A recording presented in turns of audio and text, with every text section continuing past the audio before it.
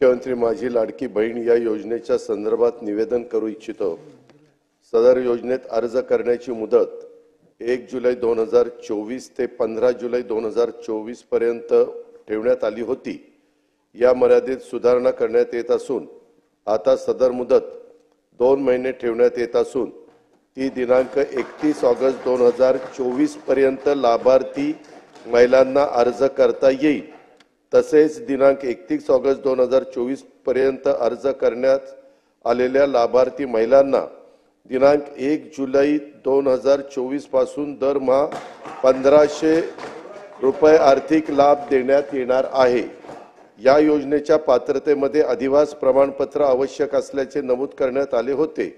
आता लाभार्थी महिलांच्याकडे अधिवास प्रमाणपत्र उपलब्ध नसेल तर त्याऐवजी 15 वर्षापूर्वीचे रेशन कार्ड किंवा मतदार ओळखपत्र किंवा शाळा सोडल्याचं प्रमाणपत्र किंवा जन्म दाखला या 4 पैकी कोणतेही ओळखपत्र किंवा प्रमाणपत्र ग्राह्य धरण्यात येणार आहे।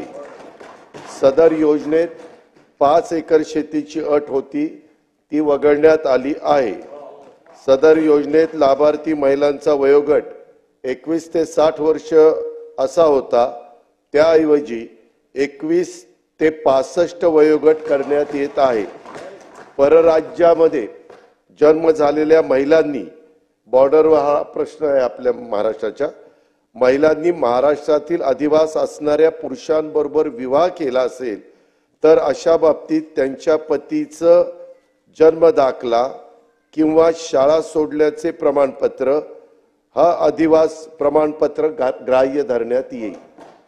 तसंच 2.5 लाख रुपये उत्पन्न दाखला उपलब्ध नसेल तर ज्या कुटुंबांकडे पिवळे किंवा केशरी रेशन कार्ड उपलब्ध असेल त्यांना उत्पन्नाचा दाखला प्रमाणपत्रातून सूट देण्यात येत आहे।